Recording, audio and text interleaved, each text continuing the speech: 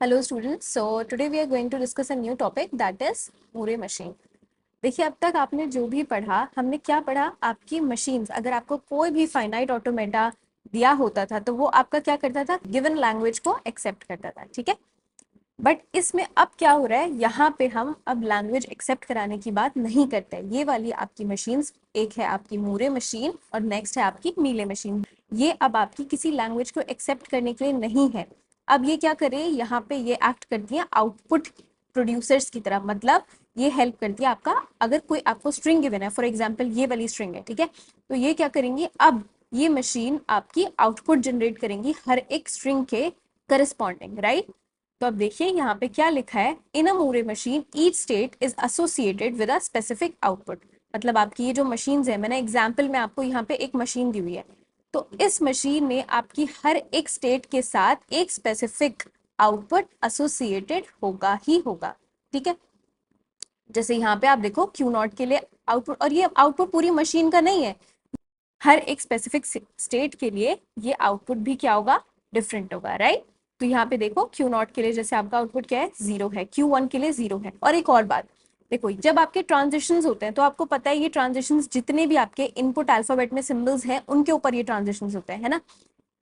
तो अभी for example यहाँ पे इसमें हम देख पा रहे हैं आपके ये जो ट्रांजिशन है ये किसके लिए हो रहा है, 0 और 1 की फॉर्म में हो रहा है। तो इसका मतलब आपके इनपुट अल्फाबेट में क्या होगा, 0 और 1 होगा ना।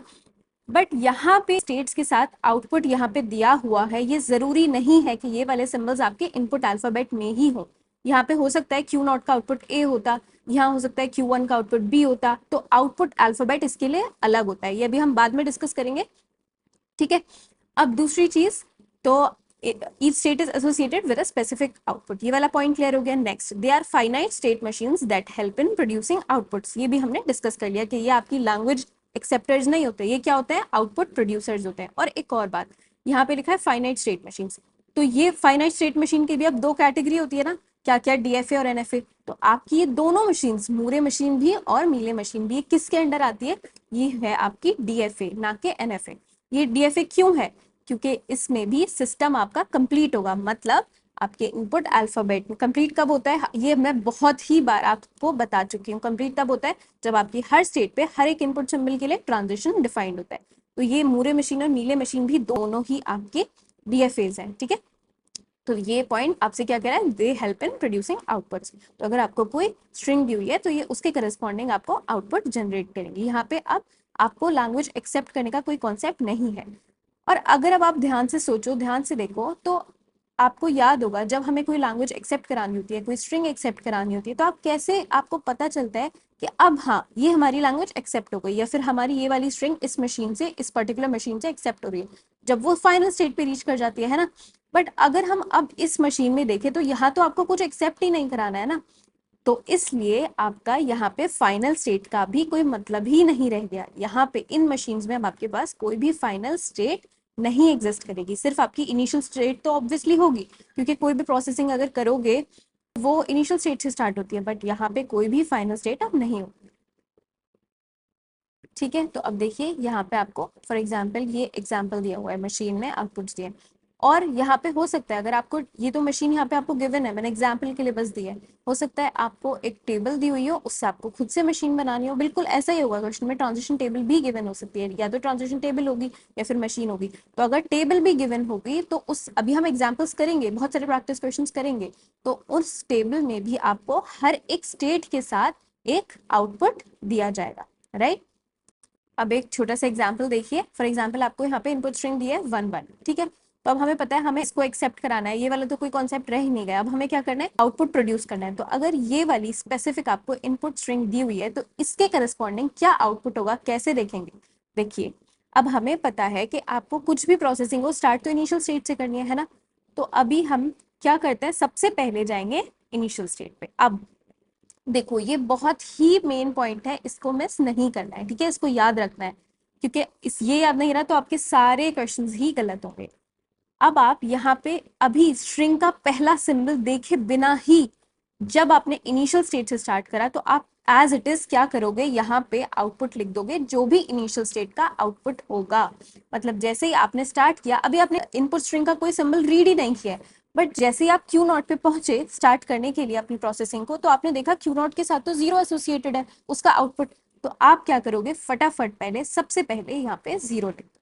ठीक है, इतनी बात समझ आई आपको? अभी इस वाली स्ट्रिंग हमने स्टार्ट ही नहीं किया इसकी प्रोसेसिंग, हमने सीधा क्या किया, क्योंकि हमें पता है इनिशियल स्टेट हमारी क्यू नॉट है, हमें स्टार्ट तो यहीं से करना है। कोई भी ट्रांजिशन कोई भी मूव करोगे लेकिन स्टार्ट तो आप इनिशियल स्टेट से करोगे ना, और इनिशियल स्टेट का यहाँ पे आउटपुट क्या गिवन है, जीरो। तो इसलिए मैंने यहाँ पे क्या लिख दिया, जीरो लिख दिया, राइट। उसके बाद अब आप देखना स्टार्ट करोगे कि आपको इनपुट स्ट्रिंग में क्या सिंबल्स गिवन है। तो आपका पहला सिंबल क्या है यहाँ पे, आपका फर्स्ट सिंबल है वन। तो अब आप देखोगे क्यू नॉट पे अगर मुझे इनपुट सिंबल वन मिला तो मैं कहाँ जा रही हूँ, ध्यान से देखिए अभी, ठीक है। तो अगर क्यू नॉट पे अगर मुझे वन मिलता है तो मैं कहाँ मूव करूंगी, मैं मूव कर रही हूँ क्यू टू पे। और आप जिस स्टेट पे मूव करोगे उसके साथ जो भी आउटपुट लिखा है बस आपको वही लिख देना है, ठीक है। तो अब यहाँ पे इनपुट सिंबल वन पे हमने कहाँ मूव किया, क्यू टू स्टेट पे मूव किया, और क्यू टू का आउटपुट क्या है, जीरो। तो आप सिंपल यहाँ क्या लिख दोगे, जीरो लिख दोगे, ठीक है। नेक्स्ट, अब नेक्स्ट सिंबल क्या है आपकी इनपुट स्ट्रिंग में, नेक्स्ट सिंबल है वन अगेन। तो अब आप Q2 पे आ चुके हो, है ना। Q2 पे अब देखो वन पे कहाँ जा रहा है, Q2 स्टेट पे। ये ट्रांजिशंस करना आपको बहुत अच्छे से आता है, हमने बहुत सारे प्रैक्टिस क्वेश्चंस किए हैं, ठीक है। तो Q2 स्टेट पे अगर मुझे वन इनपुट सिंबल मिलता है तो वो एक सेल्फ लूप दिया हुआ है, मतलब Q2 पे ही जा रहा है। और Q2 का आउटपुट क्या है, हमने अभी देखा है, इसका आउटपुट है जीरो। तो इसलिए आपका इस इनपुट स्ट्रिंग के करस्पॉन्डिंग आउटपुट क्या होगा, जीरो जीरो जीरो आपका आउटपुट होगा, ठीक है। क्लियर हुआ? तो आपको इसमें मेन पॉइंट क्या याद रखना है, बहुत ज्यादा ही इंपॉर्टेंट पॉइंट है, इसको नहीं भूलना है कि आपका ये जो आप सोचोगे ना कि ये तो इनपुट स्ट्रिंग में तो हम सिर्फ दो सिंबल्स हैं, तो आउटपुट में तीन कैसे आ गए, है ना। आपका सबसे पहले वाला स्टार्टिंग वाला सिंबल क्या है, आपका एक्स्ट्रा सिंबल है, दैट इज जीरो। और ये कहाँ से मिला, हमें इनिशियल स्टेट से मिला, ठीक है। तो यहाँ से स्टार्टिंग सिंबल हमें क्या मिला है, जीरो, जो कि आपके इनिशियल स्टेट से है, ठीक है। तो यहाँ पे इसलिए इसका आउटपुट क्या हो जाएगा, जीरो जीरो जीरो। इतना क्लियर है? तो ये आपकी मूरे मशीन है, इसमें सिंपल क्या था कि आपको हर एक स्टेट के साथ आउटपुट गिवन होगा।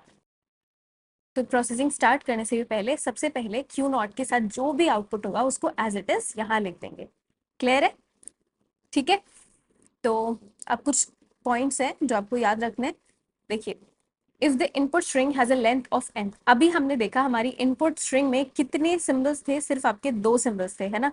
बट उसका आउटपुट क्या आ रहा था, आउटपुट में तीन सिंबल्स आ रहे थे, मतलब आउटपुट स्ट्रिंग की लेंथ कितनी थी, थ्री थी, ठीक है। तो इसका क्या मतलब है कि अगर आपको इनपुट स्ट्रिंग की लेंथ होगी n, तो हमेशा हमेशा, ये कोई कंडीशन नहीं है, हमेशा आंख बंद करके क्या लिखोगे कि आउटपुट स्ट्रिंग की लेंथ कितनी होगी, n+1 होगी, क्योंकि ये वाला वन वाला जो आपका एक्स्ट्रा सिंबल है ये कौन सा है, जो आपका इनिशियल स्टेट का आउटपुट है। क्लियर हुआ?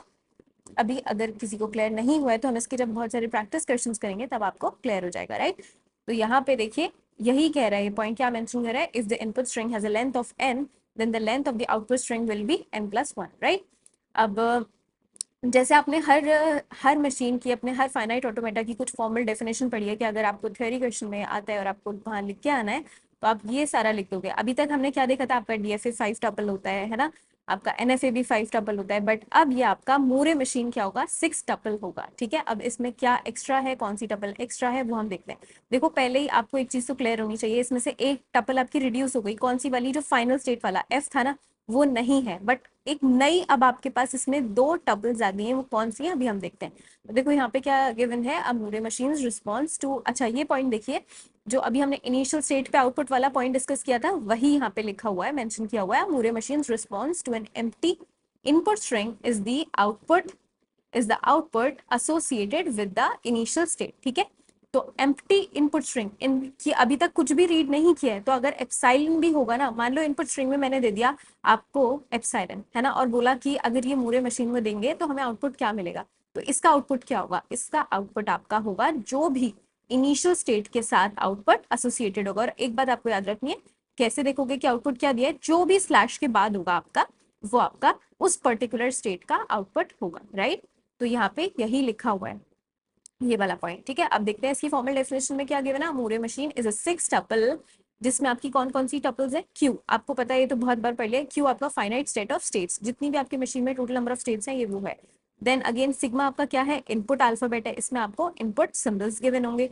देन ओ, ये ओ का अब क्या मतलब है, मैंने आपको बताया था कि ये जो आपके स्टेट के साथ आउटपुट होता है, ये जरूरी नहीं है कि सिग्मा में जो सिंबल्स हैं उन वही यहाँ पे हो, ये आपके डिफरेंट सिंबल्स भी हो सकते हैं। मतलब अगर मान लो सिग्मा में मैंने आपको दिया था 0 और 1, तो जरूरी नहीं है कि आपका आउटपुट भी 0 और 1 में से हो सकता है कि आपका आउटपुट ए और बी हो।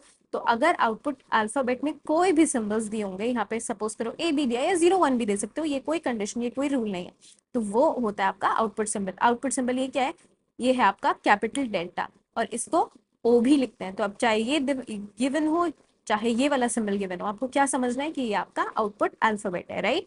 Then next is your transition function. ये आपने पढ़ा है ट्रांजिशन फंक्शन क्या होता है। इज ए ट्रांजिशन फंक्शन, बस ये आपको बता रहा है कि ये स्टेट्स हैं, इस पे अगर आपको इनपुट सिंबल में से कोई भी इनपुट अल्फाबेट में से आपको कोई भी सिंबल मिला है तो आप कहाँ मूव करोगे, उन्हीं स्टेट्स में मूव करोगे, राइट। देन आपका ये देखो लेमडा क्या है, जैसे आपका अब ये क्या था, ये था आपका ट्रांजिशन फंक्शन, ये वाला क्या है आपका आउटपुट फंक्शन है। ये आपको बता रहा है कि कैसे आपकी मैपिंग होगी, किसकी, स्टेट की आउटपुट पे, मतलब कौन सी स्टेट पे क्या आउटपुट है, आपके आउटपुट फंक्शन वो आपको बताता है, ठीक है। देन योर Q0, या फिर इसको S भी लिखा हुआ होता है बहुत जगह पे, S मतलब ये इनिशियल स्टेट या फिर स्टार्ट स्टेट, ठीक है। तो यहाँ पे बस ये टपल्स दी हुई है। अब हम इस नेक्स्ट वीडियो लेक्चर में इसके आपके कुछ प्रैक्टिस क्वेश्चंस करेंगे, तो आपको उससे क्लियर होगा कि अगर आपको टेबल गिवन होगी तो उससे मशीन कैसे बनानी है, आपको आउटपुट कैसे बताना है, ये सारी चीजें, right. Thank you so much.